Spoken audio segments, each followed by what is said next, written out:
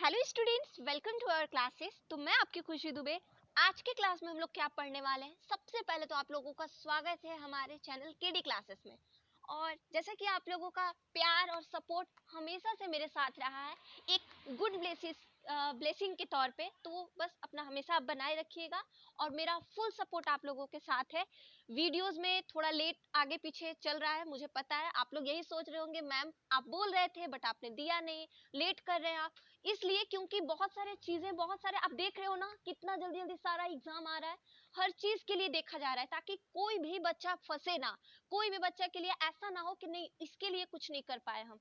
तो ऐसा कंडीशंस ना, इसलिए सबके लिए सोचा जा रहा है।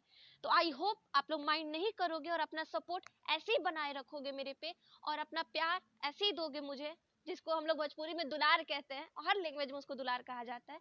बस वो बनाए रखिएगा।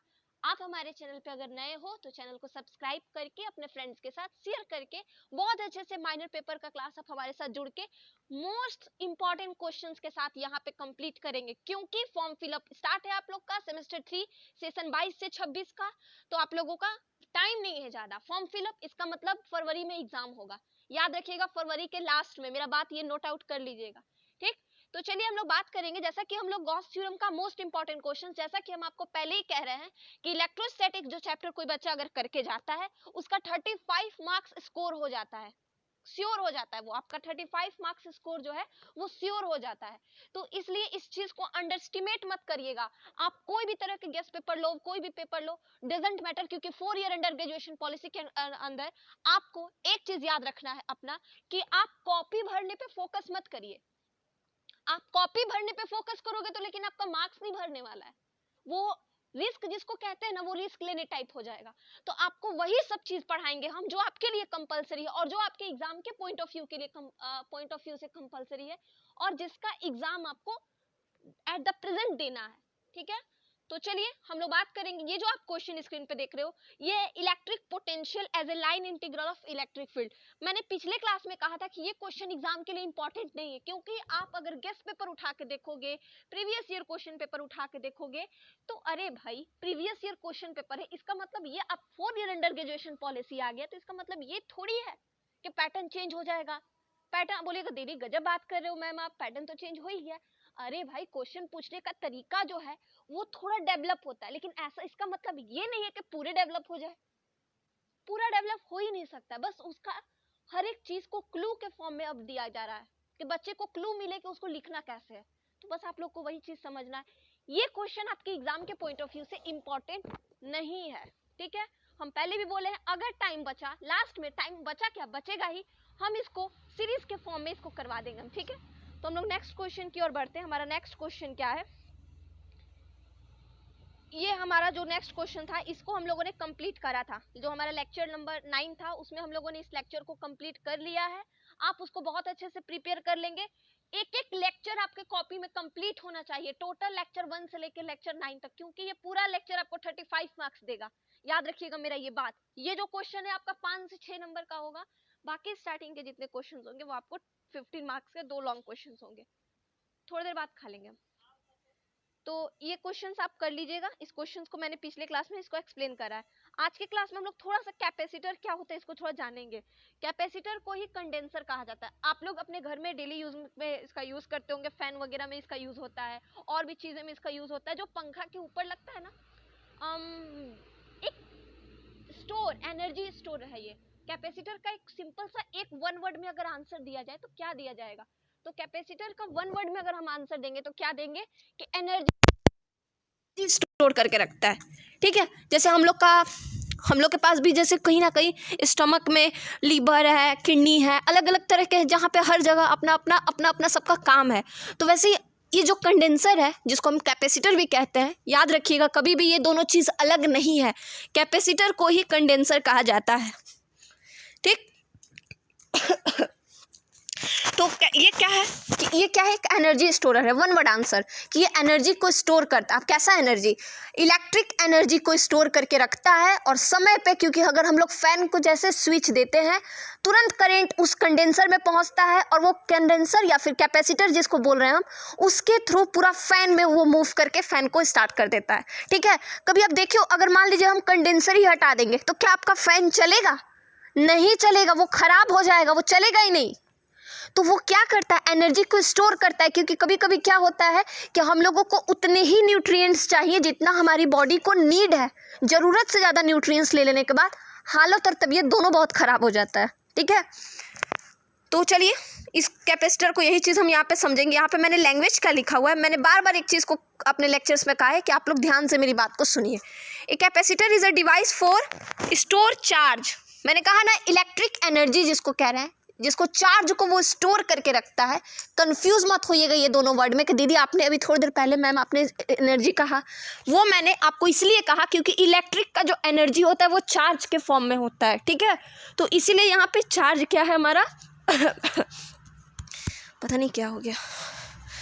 चार्ज क्या है हमारा, वो एक हमारा डिवाइस जो है हमारा कंडेंसर, उसमें चार्ज हमारा स्टोर करके रखता है ताकि जब भी ज़रूरत पड़े फैन को उस अकॉर्डिंग देते रहे। देखोगे ना आप, कभी कभी देखोगे बोर्ड में क्या होता है ना कि वहाँ पे पावर जो होता है ना फैन का, ऑन ऑफ करने वाला, ऑन ऑफ तो ठीक है, कम करने वाला भी होता है, 1 पे 2 पर 3 पर 4 पर, इस अकॉर्डिंग हम लोग कर सकते हैं। और कभी कभी कोई फैन में डायरेक्ट होता है तो उसके बाद उस पर क्या होता है ना कि कंडेंसर पे ज़्यादा पावर पड़ता है, बहुत ज़्यादा प्रेशर पड़ता है कि पूरा एनर्जी एक ही बार में वो ले लेता है।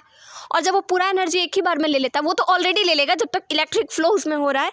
फिर उसके बाद क्या होता है ना, वो कि धीरे धीरे जब जब ज़रूरत पड़े आप जैसे जैसे मूव करोगे उस अकॉर्डिंग वो चलेगा। ठीक है, कंडेंसर में 2 प्लेट होता है। प्लेट वो खाने वाला प्लेट नहीं, प्लेट एक होता है एक पॉजिटिव प्लेट, एक नेगेटिव प्लेट। आपको बहुत अच्छे से पता होगा कि पॉजिटिव को नेगेटिव के साथ करेंगे और नेगेटिव को पॉजिटिव के साथ, तब जाके हमारा कंडेंसर जो है मूव अपना काम को जारी रखेगा और अपने काम को कंटिन्यू करेगा। फैन में भी 2 चार्ज होता है, पॉजिटिव और नेगेटिव, 2 वायर होते हैं ना, और 2 वायर होता है कंडेंसर में। ये दोनों को अगर उल्टा फुल्टा जोड़ दीजिएगा तो ब्लास्ट भी होता है। बहुत केसेस में हम देखे हैं, फ्यूज उड़ जाएगा, ये फ्यूज तो छोड़िए, पंखा ही खराब हो जाएगा, तार जल जाएगा, ये सब कंडीशंस वहाँ पे अप्लाई हो जाता है। ठीक है, तो उसका फॉर्मूला है Q इक्वल टू, यहाँ पे एक, चलिए इसको तो हम लोग समझे, यहाँ पे एक और फॉर्मूला क्या है, Q इक्वल टू सी भी। Q is directly proportional to V। इसका मतलब क्या होता है, जितना वोल्ट देंगे उतना चार्ज होगा, जितना चार्ज होगा उतना ज़्यादा वोल्ट देना होगा हमको। ठीक है, अगर आप वोल्टेज ज़्यादा दोगे, हम बार बार कह रहे हैं, पंखा देखते हो कभी कभी हम लोग के घर में बहुत ज़्यादा वोल्टेज होता है तो पंखा बहुत स्पीड चलता है, वोल्टेज कम होता है तो पंखा हमारा स्लो चलता है। इसीलिए कहा जा रहा है कि जितना वोल्टेज दोगे उतना हम चार्ज देंगे, that is Q is directly proportional to V। ये कहता है कैपेसिटर का वही यही काम है कि भाई आप हमको जितना खिलाइएगा हम उतने दौड़ेंगे, तो नहीं दीजिएगा हम नहीं जाएंगे, नहीं चलेंगे। तो ये होता है कैपेसिटर। ठीक है, जिसको यहाँ पे C क्या होगा हमारा, C होगा हमारा क्या, यहाँ पे C हमारा कैपेसिटर कांस्टेंट हो जाएगा हमारा, जो C से डिनोट कर रहे हैं हम लोग, जिसको हम लोग देखिए यहाँ पे लिखे हैं V C is a constant of proportionality, जिसका वैल्यू 1 होगा and it is known as capacitance of the capacitor. Capacitance मतलब क्या होता है आपको पता है, कैपेसिटेंस मतलब क्या होता है, तो कैपेसिटेंस मतलब होता है कि बल इलेक्ट्रिक चार्ज को कंटिन्यू फ्लो करवाने की क्षमता, एबिलिटी टू स्टोर एनर्जी, या फिर कहेंगे ability to store charge in a device which is called capacitor.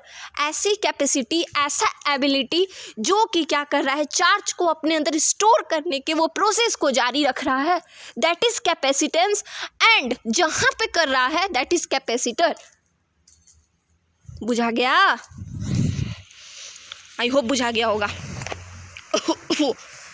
और इसी से रिलेटेड एक मस्त वेरी वेरी इंपॉर्टेंट क्वेश्चन है, जिस क्वेश्चन को हम लोग कह रहे हैं capacitance of a parallel plate capacitor. मस्त इंपॉर्टेंट क्वेश्चन है ये, मस्त बोलते हैं ना, वेरी वेरी इंपॉर्टेंट। आप देख भी रहे होंगे यहाँ पे हम कर किए हुए हैं। यहाँ पे इस रामायण में क्या कहा गया है, इस कथा के अनुसार हम लोग इसको थोड़ा समझते हैं विस्तार पूर्वक, पहले थोड़ा सा समझ लेते हैं बिना इसके पंक्तियों को पढ़े हुए। ये कहता क्या है कि भाई कैपेसिटेंस का यूज करना है हमको किसी प्लेट के कैपेसिटर पे। अब इसका क्या मतलब हो गया, इसका मतलब हो गया हम कैपेसिटर देखे हो ना, उसका 2 वायर होता है ना, एक पॉजिटिव नेगेटिव, उसको एक प्लेट के फॉर्म में आपको देखना है। प्लेट क्या, थाली खाने वाला? जी नहीं, एक पॉजिटिव प्लेट लेना है, एक नेगेटिव प्लेट लेना है, ठीक है। जो इलेक्ट्रिक का काम जानते हैं बहुत अच्छे से, उनको पता है। एक पॉजिटिव वायर को चेक करने के लिए तो हम लोग यही चीज़ ना करते, एक पॉजिटिव वे में वायर लेते हैं, एक नेगेटिव वे में लेते हैं। तो एक पॉजिटिव प्लेट लेंगे, एक नेगेटिव प्लेट लेंगे, ठीक है। अब उससे कंडेंसर को जोड़ेंगे, कंडेंसर जिसको कैपेसिटर कह रहे हैं। हम वहाँ पे देखेंगे कि वो प्लेट जो है हमारा, उस प्लेट पे कितने चार्ज स्टोर कर रहे हैं, कितने चार्ज स्टोर कर रहा है उस प्लेट के थ्रू कैपेसिटर में। तो ये हो गया हमारा कैपेसिटेंस, मतलब अब पहले ही हम आपको बताएं एबिलिटी या इस कैपेसिटी जो इस कैपेसिटर का होगा। अब आप बताओ कि जब हम जैसे ही कैपेसिटर के वायर को उस पॉजिटिव प्लेट वायर चाहे नेगेटिव प्लेट वायर दोनों को आपस में जोड़ दिए, अब आपको बताना है कि उस कैपेसिटर में कितने चार्ज स्टोर हो रहे हैं। That is capacitance of a parallel plate capacitor. एक छोटा सा क्लू मिला ना कि ये क्या होता है, एक क्लू मिला आपको कैसे होगा। तो a parallel plate capacitor consist of 2 conducting plates, 2 conducting plates होगा जिससे चार्ज आसानी से फ्लो करवाया जा सके, एक दूसरे से चार्ज पास करेगा वहाँ पे, and separated by a distance which is small compared with the linear dimensions. ये लीनियर डायमेंशन देख के आपको डरना नहीं है। लीनियर डायमेंशन कहने का मतलब होता है कि स्ट्रेट फॉर्म में वो मूव कर रहा है। अब ये क्या कहानी कह दिया, कहानी ये कह दिया कि ये कैपेसिटर है, एक ये कैपेसिटर है, मान के चलिए ये पॉजिटिव है, ये नेगेटिव है, मान के चलिए, ठीक है। कह रहा है क्या, एक कैपेसिटर, अब ये कह रहा है कि ये, अब हम इसको मान के चलिए एक पॉजिटिव नेगेटिव से जोड़ दिए, इसको पॉजिटिव से जोड़ दिए, और यहाँ पे मान लीजिए कैपेसिटर है। Just example I am giving you example. यहाँ पे मान लीजिए कैपेसिटर है, अब चार्ज आराम से एनर्जी स्टोर कर रहा है, फ्लो कर रहा है। चूंकि ये कंडक्टर है, ये भी कंडक्टर है, बोल ही रहा है कि दोनों प्लेट कंडक्टर है, दैट मीन आराम से इसे चार्ज रिलीज हो रहा है, ठीक है। आराम से चार्ज रिलीज कह रहा है, रिलीज की जगह फ्लो लगा दो, बेटर वर्ड है, फ्लो कर रहा है, ठीक है। फ्लो लगा दोगे आप लोग, पता नहीं क्या हो गया।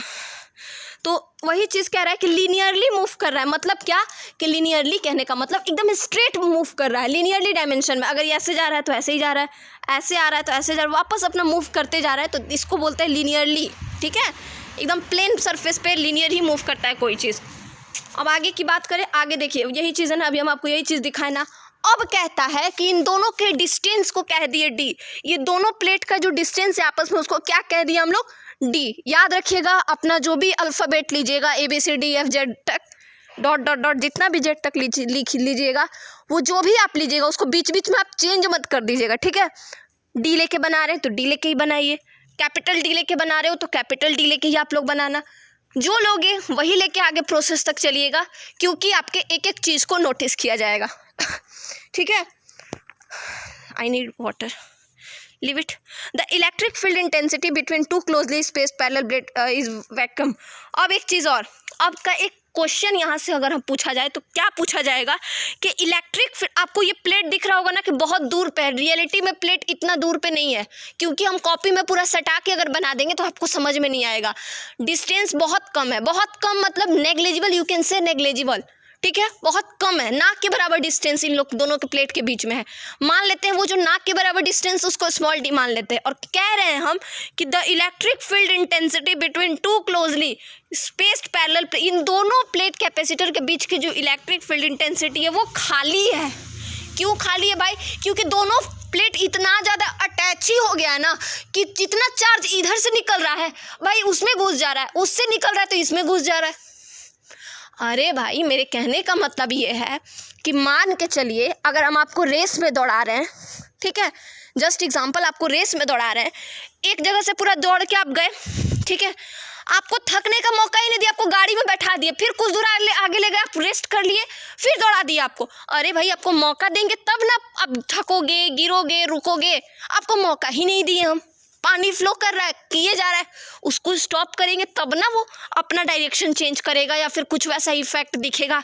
यहाँ तो कुछ इफेक्ट ही नहीं दिख रहा है। क्यों? क्योंकि दोनों इतना ज़्यादा क्लोज है, हम पहले ही बोल चुके हैं नेग्लिजिबल डिस्टेंस है, इतना ज़्यादा क्लोज है कि वो तुरंत निकल के तुरंत घुस जा रहा है, कोई इफेक्ट ही नहीं छोड़ रहा है, तो वो वैक्यूम है उसका, ठीक है।